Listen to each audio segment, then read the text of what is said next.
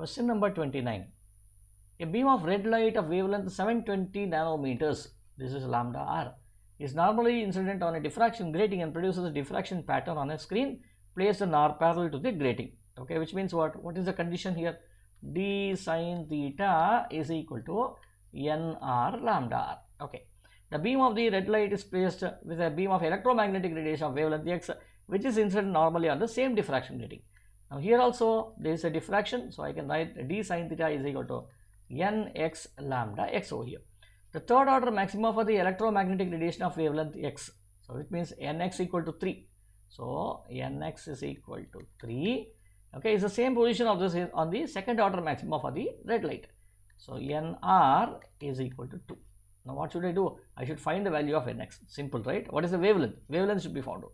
So now what you do is you substitute it over here. See, left hand sides of both the equations are same. So what I do is I equate these two. I will write d sin theta is equal to nr. What is nr? 2 times lambda r. What is lambda r? 720 is equal to nx. Nx is 3 multiplied by lambda x. I do not know lambda x. I need to find. From here I can find out lambda x is equal to, let me scroll this down, lambda x is equal to 2 into 720 divided by 3. Let me use my calculator to get the final value.